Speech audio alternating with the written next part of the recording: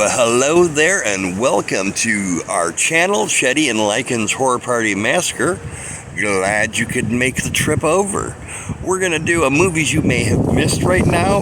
This is for the movie Hellvan, which we picked up at a convention and I just recently finished watching.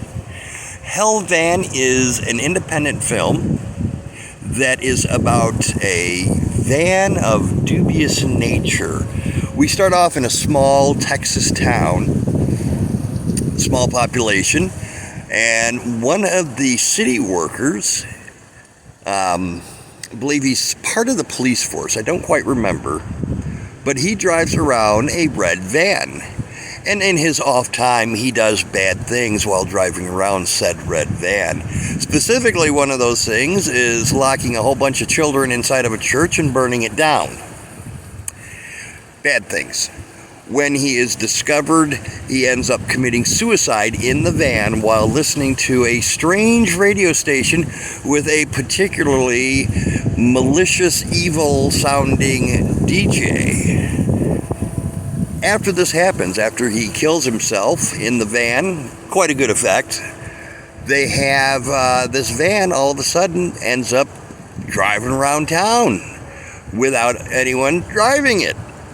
So apparently his suicide in the van while listening to the evil DJ did something to give that van a little bit of life of its own.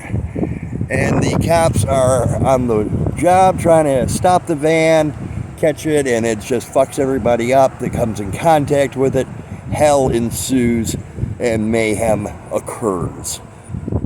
Pretty good movie. I enjoyed myself watching it. Don't want to put my hand in front of the camera. It has very much a grindhouse feel to it, I thought. I thought it felt like something out of the 70s. It had some good amount of gore to it. One of the real interesting things that they did with this film is periodically during the movie, it'll suddenly get interrupted by a series of disturbing images. There'll be, against a yellow backdrop, there'll be someone eating raw meat, or trying to think of what else. Just disturbing things that you would see on like a dark web mystery tape or something. Very Grindhouse-like. It was really an interesting addition to the movie. It wasn't anything that added to or took away from the plot, but it did add to the sense of the Grindhouse feel. The music was pretty good in it. I enjoyed that. In fact, I got the soundtrack for it when I picked up the movie, and I very much liked that as well. I like my soundtracks. Acting was all right. Not top of the line, not Hollywood Oscar worthy, but it was passable. It wasn't so bad that you were distracted from the film.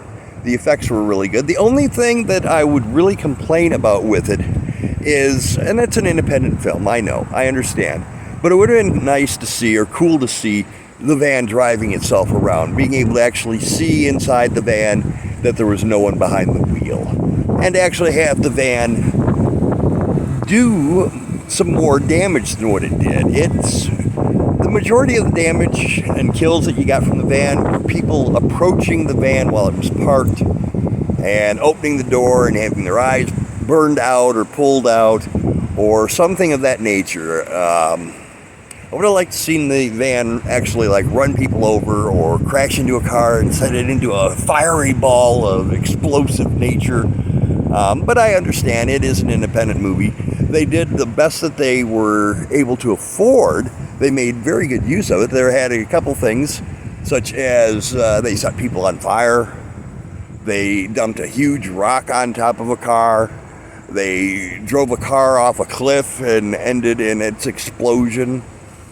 So they certainly made a lot of good use out of everything that they had and came and pulled off quite a feat.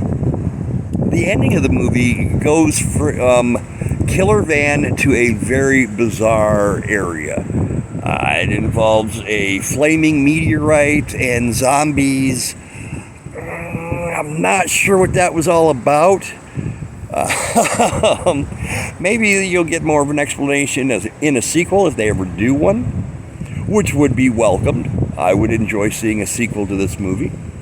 definitely worth checking out, especially for those that are into the, like I said, the 70s grindhouse style films. I think you'll find this to be a good tribute to those movies. It's not the polished, pristine little pieces that Scream 5 is going to be, but that's something that I want anyway. I like my 80s, I like my 70s, I like my movies that make you feel, just dirty for watching. And this one certainly was. It has a grime to it, so definitely worth checking out. I'm going to include in this video the little chat I had with one of the gentlemen involved in it that I took at the convention. It is something that I have previously released here on Shedding Lycan's Horror Party Massacre. Lycan and I, when we went to a convention, I don't even remember what convention it was. But hope you like this video. Hope you have the opportunity to go out and pick up a copy yourself of Hellvan. And if you do, stick a comment down below. Let me know what you thought about it.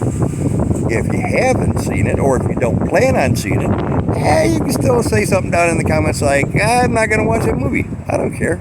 We just like people talking to us. It makes us feel good. That's all we got for you for today. Like the video if you dug it. Subscribe to the channel if you feel that urge. Make sure that you hit the bell so you know when we release more of this nonsense. And as always, we just want you to stay spooky. There's a lot to take in on this table.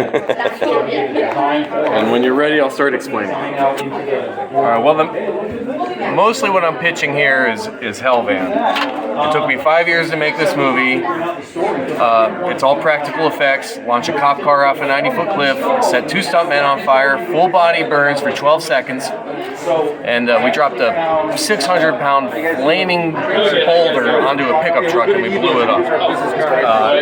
Action horror killer van movie. The other thing we're selling here is the greatest pro-Christian, anti-marijuana, killer mutant turkey movie remake ever made. Right? It's called Blood Freak. It's made by my friends in Pittsburgh, the Drunken Yinzers.